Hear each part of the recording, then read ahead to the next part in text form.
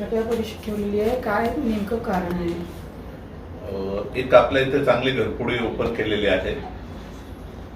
26 April रोजी अमृतनगर मधील मोहम्मद सोदू इस्लाम खान यांच्या घरातले 5,81,000 रुपयाचे सोन्याचे दागिने आणि रक्कम अशी चोरी झालेली होती.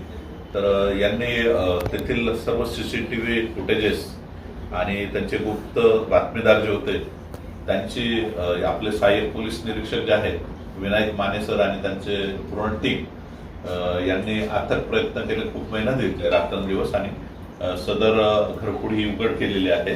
आणि त्यामध्ये त्याच एरियामध्ये राहणारा अल्ताफ शनावर शेख वय 19 वर्ष हा आरोपी निष्पन्न झाला आणि त्याच्याकडनं सर्व मुद्देमाल हस्तगत करण्यात आलेला आहे. सर, या प्रकरणात आरोपीपर्यंत पोहोचण्यासाठी पोलिसांनी नेमकी कोणती तपास पद्धती वापरली? म्हणजे सीसीटीव्ही, तांत्रिक विश्लेषण, मुखबिर जाळ, त्यात कोणाचा सर्वात मोठा वाटा होता? सर्वात मोठा त्यांचा वाटा जो होता तो सीसीटीव्ही फुटेजेस आणि त्याचे गुप्त बातमीदार जे आहेत आणि तांत्रिक विश्लेषण सर्वच याच्यावर त्यांनी किती तासात रिकव्हरी केली साहेब? ते 12 तासाच्या आत हे केलेले आहे. शहरात वाढणाऱ्या घरफोड्या घटनांनंतर नियंत्रण ठेवण्यासाठी पोलीस विभाग कोणते ठोस प्रारंभिक उपाय?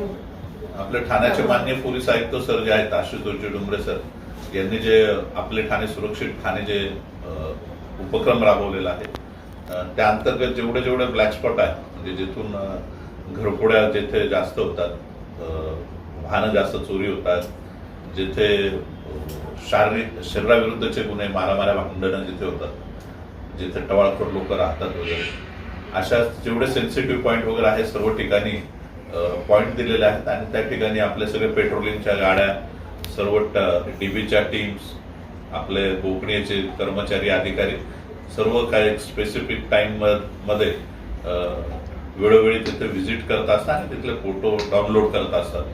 आणि त्यामुळे पेट्रोलिंगचं प्रमाण वाढलेलं आहे आणि त्यामुळे आपल्या इथं बऱ्याचशा गुन्ह्यांवर अंकुश.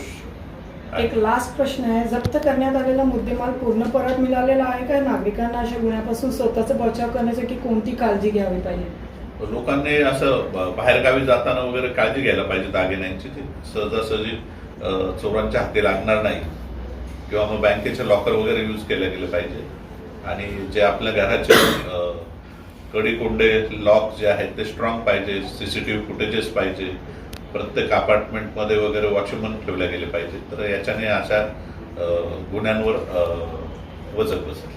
पूर्ण मुद्देमाल भेटला आहे का? होय.